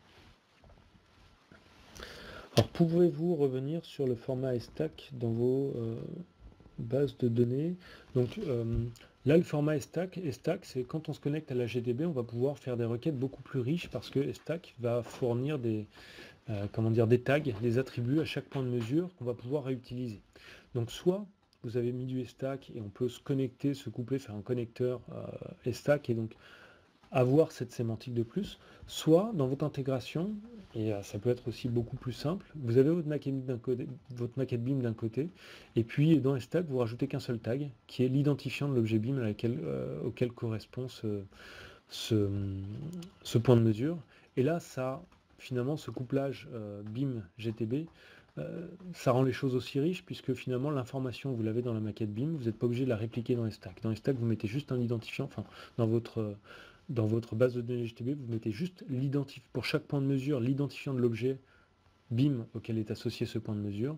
Et grâce à ça, on fait un lien et toutes les données ou les métadonnées associées au point de mesure, finalement, sont celles qui sont associées à l'équipement et on les retrouve dans la maquette BIM. Donc soit vous mettez quelque chose de très riche dans les stacks, on va essayer de le réutiliser pour faire des liens, soit vous associez simplement un identifiant, vous avez une bonne convention de nommage et vous associez l'identifiant de la maquette BIM au point de mesure dans la GTB, et à ce moment-là, on réussit à faire le lien et à associer toutes les données de l'équipement au point de mesure et toutes les données du point de mesure à l'équipement. Donc on peut faire plus simple, en fait. Mais Stack, c'est déjà très intéressant, et si on a ça sur des anciennes GTB, ça permet déjà d'avancer. Quelles sont les données visualisables dans le viewer, toutes celles intégrées dans le boss, certaines d'autres données? Alors le viewer Forge, par exemple, là il se trouve qu'on a fait des développements sur le viewer Forge. Il y a d'autres viewers qui existent, on aurait pu se coupler avec d'autres viewers aussi, hein, mais faire des développements, c'est quand même pas anodin. Donc le viewer, lui, à la base, permet de visualiser les données de la maquette BIM. Toutes les autres données, celles que je vous ai montrées, ce sont des applications qu'on a développées au-dessus du viewer ou à côté du viewer. Voilà. Et donc, on a enrichi finalement ce viewer avec d'autres librairies qui vont permettre de visualiser. Je prends par exemple les tickets ou les données de la GTB. Avec tout ce qui est time series, ce ne sont pas des fonctionnalités de base du viewer, ça, ce sont des fonctionnalités qu'on a rajoutées au-dessus, en couplant le viewer avec des librairies de visualisation de graphes, ou avec des librairies de visualisation de tickets, ou avec, peu importe, avec des charts, avec énormément de choses. Finalement, ce qui est intéressant là-dedans, c'est que puisque ce viewer-là, et pourquoi on l'a utilisé, c'est que c'est un viewer web, développé en JavaScript, dont les sources sont ouvertes, avec des API ouvertes, et quand on a ça, on peut développer. Parce que faire du développement web, on trouve nous énormément de personnes qui sont capables de le faire. Tous nos développeurs, on a des développeurs expérimentés, on a aussi d'autres développeurs qui sortent juste d'école, mais qui ont déjà tous fait du JavaScript, qui savent développer en JavaScript, qui savent développer dans un navigateur web, et qui sont capables finalement assez rapidement de développer des nouvelles fonctionnalités. Donc le fait que le viewer ait des API ouvertes, documenté, qu'il soit écrit en JavaScript dans un langage qui est connu absolument par tous les développeurs et qu'il marche dans le web, ça facilite énormément les choses. Donc les données, on peut visualiser toutes les données, c'est pas forcément le viewer qui donne nativement accès à ces données, mais on peut faire les développements nécessaires. Alors, j'ai une question, quand vous dites maquette BIM, vous pensez aux fichiers au format IFC, GBXML, les deux, en fait, un petit peu tout. C'est-à-dire que vous avez le format IFC, c'est un des formats utilisés, c'est pas forcément le format natif. Pourquoi nous on s'est couplé avec Forge? Encore une fois, hein, c'est pragmatique, on n'a pas de raison de pousser énormément plus Forge que l'IFC. C'est juste que de manière pragmatique, venant du milieu du PLM et de l'aéronautique, sur lequel ça fait 30 ans qu'on utilise des outils CAD, on voit bien que l'interopérabilité ultime, bon, c'est un rêve. C'est un rêve qui n'est pas résolu par un format de fichier, unique, le STEP, qui est le format de fichier de base sur lequel se base l'IFC, ça existe depuis longtemps dans l'aéronautique. Ça n'a pas révolutionné l'intégralité, c'est pas ça qui permet de faire vraiment du lien complet. Malheureusement, on ne peut pas tout faire avec ça. Par contre, ce qui permet vraiment de révolutionner, c'est plutôt l'aspect dynamique, des API ouvertes. Des API ouvertes, ça permet de connecter deux logiciels entre eux. Et donc ça, c'est très riche. Donc si on arrive à coupler un format de données standardisé avec des API ouvertes, on peut aller beaucoup plus loin. Et si on n'a pas de format de données standardisé, mais que dans les API, on décrit vraiment complètement les formats de données, on peut déjà travailler. Donc de manière assez pragmatique, quand on parle de données BIM, nous on importe avec Forge. Forge nous permet d'avoir un traducteur de 32 formats de fichier 4 dans un format qui est du SVF, qui est qu'on sait parser, qu'on sait lire, qui a des API, et donc ça nous permet d'être compatible ou de rendre compatible 32 formats de fichiers. Voilà. Donc ça, c'est l'une des richesses pour lesquelles on a préféré se coupler avec cet outil-là. On peut lire de l'IFC, on peut lire du CATIA, on peut lire du SolidWorks, on peut lire du Revit. Après, ces formats sont un peu différents, à nous adapter aussi. Bien sûr, on travaille aussi avec de l'IFC parce que c'est un format très important. Malheureusement, comme partout, c'est pas le seul format. Et donc il faut essayer aussi de s'adapter.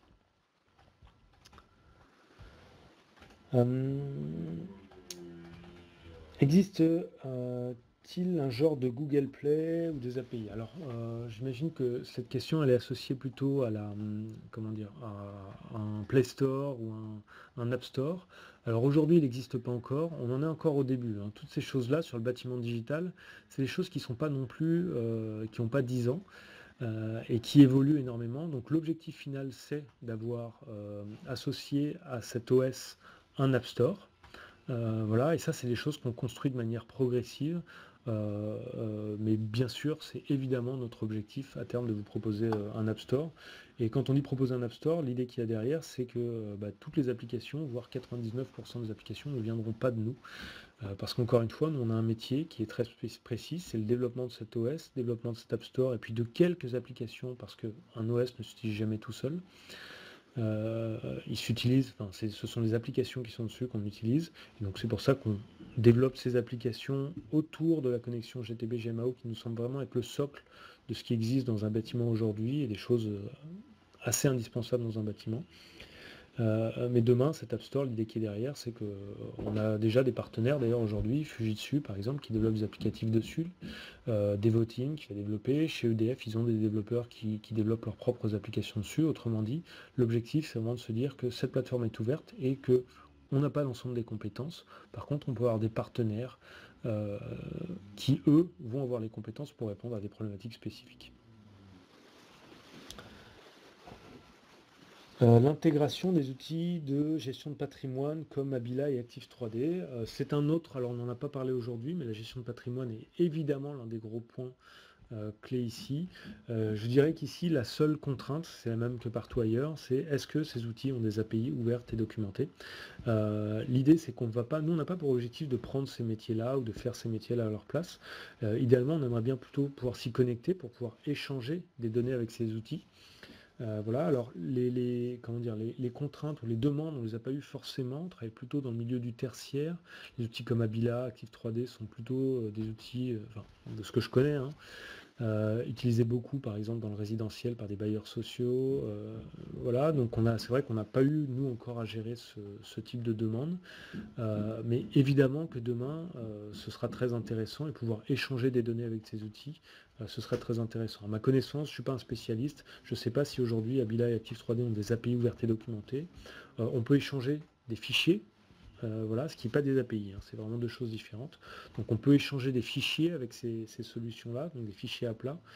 Il me semble, maintenant je ne suis pas complètement au courant de tout ce qu'on peut échanger comme données. Est-ce que c'est vraiment ouvert? Est-ce qu'on va pouvoir vraiment coupler les deux plateformes? Ça, il faudrait que je me renseigne dessus. Alors, est-ce qu'il y a des questions auxquelles j'ai pas répondu? Je pense qu'il y en a plein parce que j'ai peut-être pas tout vu. Alors, je vais essayer de reprendre un petit peu dans l'ordre. Oui. Ah. Alors, est-ce que le boss implique de la mise en place d'une nouvelle organisation? Est-ce que le boss implique la mise en place d'une nouvelle organisation? Alors le boss c'est une brique.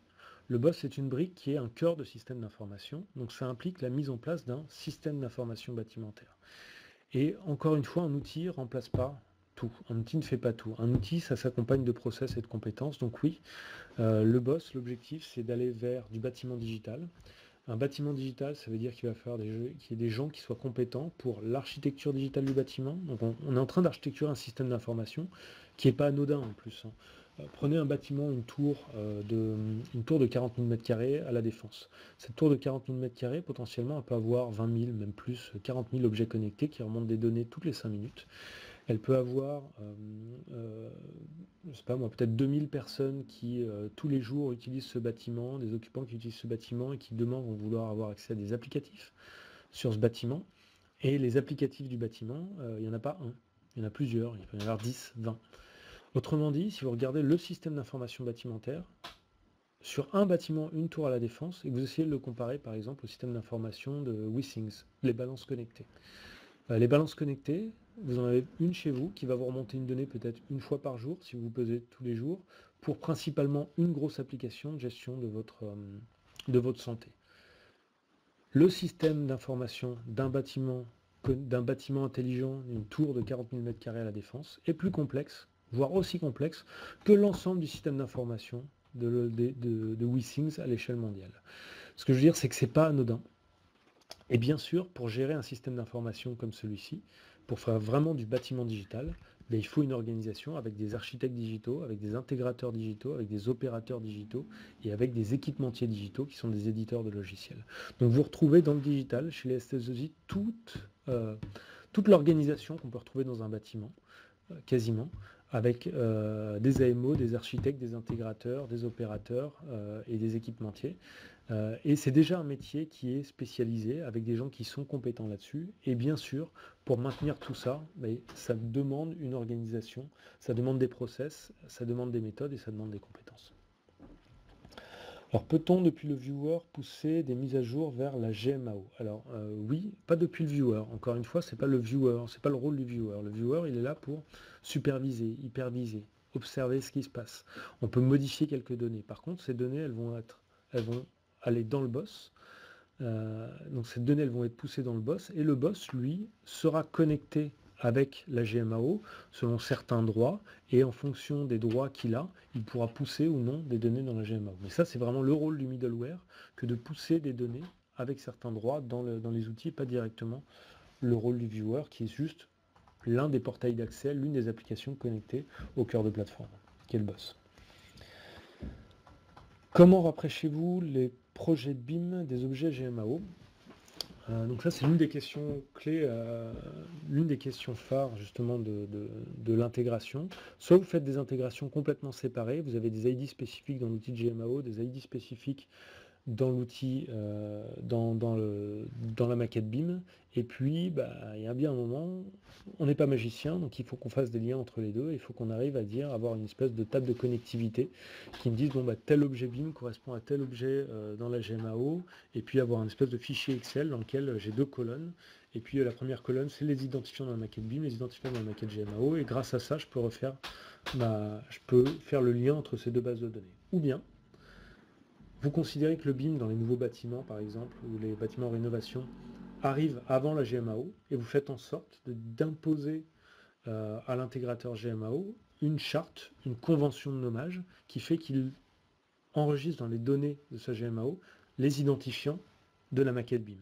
Et grâce à ça, finalement, vous avez déjà une relation qui est faite entre les deux bases de données. Voilà. Et donc là, c'est pareil, c'est des procédures à mettre en place. On n'est pas en train de construire plusieurs systèmes silotés, on veut construire un système d'information homogène, et pour ça, il faut faire attention à la manière dont on va intégrer chacune de ces briques. La GMAO n'est plus un système à part entière, c'est une brique d'un système d'information plus global.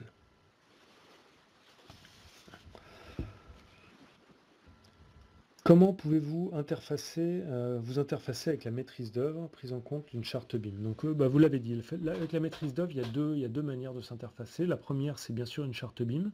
Alors nous, encore une fois, nous, on est un ingrédient. On fournit un boss, et puis on a aussi des compétences qui nous permettent de fournir du conseil, de l'intégration, des choses comme ça.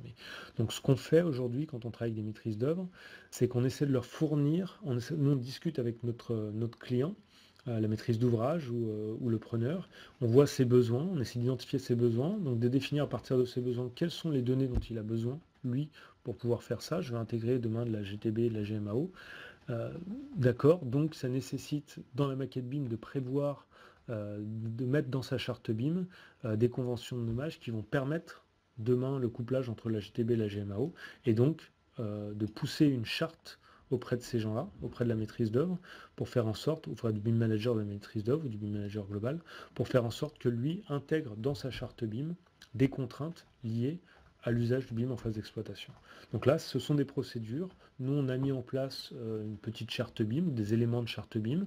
Vous en retrouvez aussi, hein, vous avez la charte, c'est l'ADEME, il me semble, qui est proposé des choses, dans lequel vous retrouvez des éléments. De la même manière, on ne réinvente pas la roue, on réutilise des choses qui ont déjà été faites par ailleurs, et les conseils qu'on va pouvoir donner sont les mêmes que ceux que vous pouvez avoir proposés par exemple par Vinci ou par Engie, etc., dans la manière dont on doit créer sa maquette BIM pour qu'elle puisse être utilisable demain. Et donc l'interface avec la maîtrise d'œuvre, ça passe vraiment par la charte BIM et potentiellement par de l'AMO ou par du conseil ou par des personnes compétentes intermédiaires qui vont pouvoir faire le lien entre les deux. Quel est votre modèle d'affaires, vente de licence et prestations? Les deux. Aujourd'hui, on est dans une phase où on vend de la licence logicielle, pas uniquement en mode SaaS. Le boss, vous pouvez le trouver, nous on vend une licence logicielle boss que nos clients peuvent installer soit chez eux, gérés par leur propre DSI, soit faire gérer par des SS2I en mode SaaS avec des contrats de maintenance, de SLA, etc. Donc nous, on est vraiment fournisseur de la brique technologique et on a un deuxième métier qui est intégrateur. Tous ces métiers du bâtiment digital, ils sont assez nouveaux. Les compétences, les doubles compétences bâtimentaires et digitales, elles ne sont pas forcément très très développées. On n'a pas encore aujourd'hui énormément d'intégrateurs qui ont cette double compétence. L'idée de l'intégrateur idéal pour nous, c'est un intégrateur qui a la compétence intégration GTB et développement applicatif IT. Voilà. Et ces intégrateurs-là ne sont pas encore très courants, voire pas du tout. Et donc aujourd'hui, nous, on joue ce rôle-là, bien sûr, et donc on est en même temps, on fait plusieurs choses, hein. C'est ce qu'on essaie de faire par ce webinaire aussi, c'est qu'on essaie d'avoir un rôle de conseil. Notre cœur de métier, c'est le développement et la vente de licences logicielles, et on a un deuxième cœur de métier qui est l'intégration, c'est-à-dire le développement et l'accompagnement de nos clients dans le développement de leur système d'information. Et ça, on le fait soit tout seul quand c'est des prototypes, des pilotes, soit on va aller avec des partenaires, des SS2I ou des intégrateurs GTB quand on est vraiment sur du déploiement beaucoup plus lourd où il faut mettre en place des grosses procédures. C'est ce qu'on fait par exemple avec Fujitsu à la SNCF aujourd'hui. Je suis désolé, il y a un petit peu de travaux derrière. On est dans un bâtiment qui vit et vous devez entendre ça vous aussi derrière. Tarif de la mise en place du boss en mètres carrés. Alors on a des tarifs au mètre carré entre 0,5, on va dire 0,3, 0,5 euros du mètre carré et puis 1 euro du mètre carré en fonction du nombre d'applications que vous prenez chez nous. Encore une fois, le boss ne s'utilise pas seul. Ce qui compte, c'est le boss et les applicatifs que vous voulez mettre en place. Si vous prenez un applicatif, vous aurez... ça coûtera beaucoup moins cher que si vous en voulez 10. Donc si vous voulez juste une intégration, un DO numérique, ça vous coûtera moins cher que si vous prenez le DE, le couplage GMAO, le couplage GTB, le couplage gestion patrimoniale et la gestion des imprimantes. C'est ce qui est fait par exemple chez EDF. Donc là, on va vous dire voilà, entre 0,3 et 0,5 euros par mètre carré par an. Voilà, ça peut même être un peu moins cher, un peu plus cher en fonction de ce que vous voulez. Et puis après, il y a un coût qui peut être de l'intégration spécifique, des développements spécifiques si vous le souhaitez. Alors où se trouve le boss? Dans le bâtiment, dans le cloud, où vous souhaitez. Dans les gros bâtiments, des grosses tours ou des bâtiments très techniques, souvent on a des data centers et le boss c'est un asset qui va être lié au bâtiment, comme la GTB. C'est-à-dire que si vous commencez à mutualiser l'ensemble des informations et à les faire gérer par le boss, si demain vous l'enlevez, vous perdez énormément de choses. Aujourd'hui, le carnet d'entretien de votre voiture, il est contenu dans la voiture. le carnet d'entretien d'un moteur d'avion, il est contenu dans le moteur d'avion. Voilà. Et en fait, le moteur lui-même, la voiture elle-même, est un asset complexe qui contient son propre jumeau numérique et qui va permettre de pousser ces données. Notre ambition et notre vision, c'est que le boss demain sera un asset du bâtiment. Maintenant, soit vous êtes sur un bâtiment complexe dans lequel on peut mettre une salle serveur, on peut avoir des serveurs et on le met dedans, soit vous ne l'avez pas, et donc ce qu'on va faire, c'est qu'on peut le déployer dans le cloud, il peut être déployé dans le cloud, avec une machine virtuelle dédiée à ce bâtiment, et qui va suivre le bâtiment sur tout son cycle de vie. Quand on parle de boss, je vous l'ai dit, on parle d'une brique centrale d'un système d'information qui va être l'équivalent d'un système d'information PLM, en fait, de Product Lifecycle Management.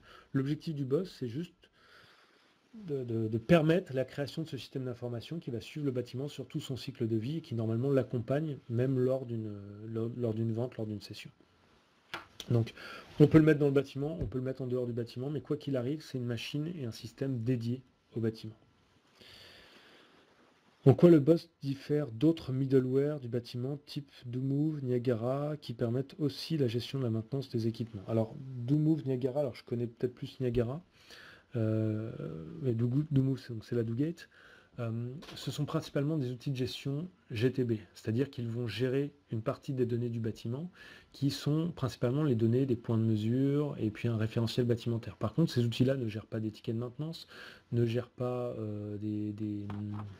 ne font pas de gestion documentaire, ne font pas de gestion de messages, ne font pas il y a énormément de choses que ces outils ne font pas. Donc nous, on vient pas en comparaison, on ne vient pas à côté de ces outils, on vient on vient pas en remplacement de ces outils, mais on vient concrètement au-dessus. Là, par exemple, on s'est connecté avec une DoGate. Cette connexion avec la DoGate nous permet de faire remonter dans le boss les informations liées à la GTB. Et ensuite, on va venir les coupler avec les informations liées au BIM, les informations liées à la GMAO, les informations liées à la gestion patrimoniale, les informations liées à la gestion audiovisuelle, etc. Donc le boss, il n'est pas là pour remplacer la GTB ou DoMove DoGate, il n'est pas là pour remplacer une GMAO, il est là pour faire le lien entre l'ensemble de ces systèmes. Et la deuxième chose, c'est que ces systèmes, aujourd'hui, ce sont des systèmes qui sont très intéressants, qui ont des API ouvertes. API ouverte, ça ne veut pas dire ça veut pas dire SDK. Un SDK, le boss, c'est une plateforme de gestion de données, une plateforme qui permet de développement applicatif.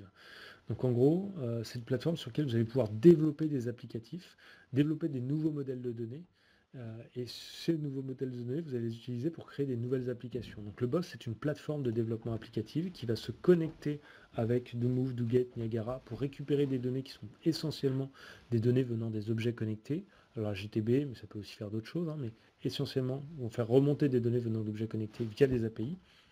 Mais il a vraiment un autre rôle qui est la structuration de l'ensemble des données qui ne viennent pas uniquement de ce silo-là. On peut avoir des données qui viennent de beaucoup d'autres silos qui vont être aussi récupérées dans le boss, structurées dans le boss pour pouvoir être croisées avec ces données. Donc Niagara, son rôle, c'est pas de croiser des données de gestion de tickets GMAO avec de la GTB, c'est de fournir l'ensemble des données de la GTB structurées pour qu'elles soient plus facilement compréhensibles. Et nous, on se sert justement de plateformes comme celle-là, et on est très content quand il y a des plateformes comme celle-là qui existent. Alors, je vais essayer de continuer.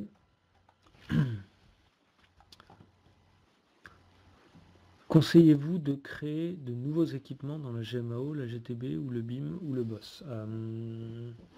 Alors, créer des nouveaux équipements. Ce qu'on voit, par exemple, c'est qu'hier, l'ensemble des équipements de la GTB n'étaient pas forcément définis dans la maquette BIM. Donc, si vous voulez pouvoir utiliser le BIM pour paramétrer votre GTB, il va falloir que ce travail, qui a été fait spécifiquement dans les outils d'intégration GTB, donc de définition de l'ensemble des équipements, qu'on le fasse en amont maintenant dans la maquette BIM. Donc ça, c'est ce qui est fait quasiment maintenant dans tous les projets BIM qui veulent aller vers l'exploitation. On commence à utiliser la maquette BIM, enfin les outils de modélisation, donc les modeleurs BIM, comme on utilisait hier les modeleurs des outils de paramétrage GTB.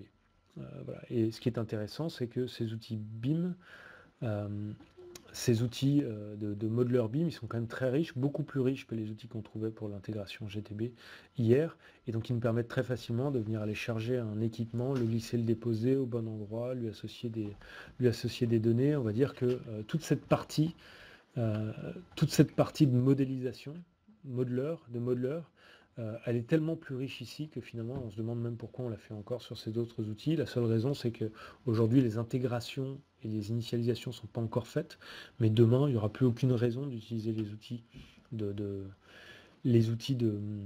comment dire, de modeler pour les outils de paramétrage de la GTB. Autant utiliser un modeler BIM qui sera beaucoup plus riche. À quand le super boss qui lira l'ensemble des boss de nombre d'immeubles du patrimoine? Donc là, c'est ce qu'on disait, c'est effectivement dans le schéma là, que vous voyez peut-être sur votre écran d'ailleurs, plutôt la couche de gestion patrimoniale, ces grandes plateformes patrimoniales qui permettront de faire de la ville intelligente. Ce que vous appelez super boss, ça va être à l'échelle d'un quartier, à l'échelle d'un patrimoine, etc. Et donc là, on va retrouver par exemple la connexion du système d'information du bâtiment avec son cœur de plateforme qui est le boss, avec des systèmes d'information géographiques par exemple. Donc cœur de système est aussi un système de gestion de base de données qui peut être temps réel, qui est structuré et dans lequel on va faire remonter des données consolidées qui viennent du système d'information bâtimentaire vers des plateformes de gestion patrimoniale. Ces plateformes de gestion patrimoniale, elles peuvent être en 3D, elles ne sont pas forcément en 3D. Sur un campus, ça peut avoir du sens. Sur une ville complète, ça commence à être plus compliqué. Un système d'information géographique peut déjà être aussi largement suffisant.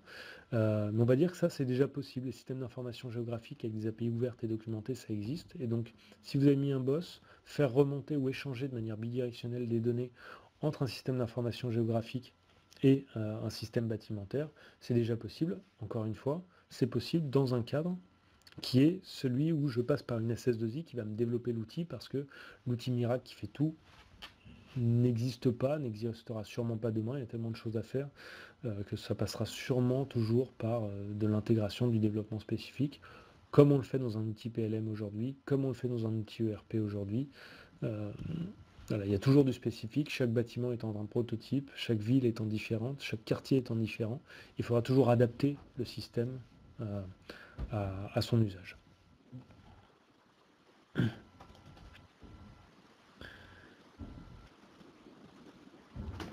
Alors, je vais essayer de reprendre, voir si j'ai pas oublié des questions. Si j'en ai oublié, n'hésitez pas à me les poser. Je remonte. En tout cas, je vous remercie d'avoir participé. C'est vrai qu'on a un petit peu débordé, puisqu'on est à 45 minutes et que ça fait 1h30. On double le temps. Voilà, j'espère en tout cas que ça vous a été utile. Vous aurez le support, vous aurez l'enregistrement de l'ensemble de ce webinar. N'hésitez pas soit à répondre au formulaire qui vous a été proposé, soit à nous contacter même après si vous avez d'autres questions. On peut continuer les échanges, hein. On sait bien qu'en 1h30, on ne va pas réussir à tout faire et à tout dire. Et donc voilà, l'objectif c'est d'introduire les échanges et on essaiera nous de refaire aussi d'autres webinars. On essaie comme ça de partager un petit peu notre expérience. L'objectif, hein, c'est pareil, c'est d'accompagner le mouvement vers la digitalisation du bâtiment et le bâtiment digital. Et pour ça, ça se fait en étant assez ouvert et c'est ce qu'on essaye de faire.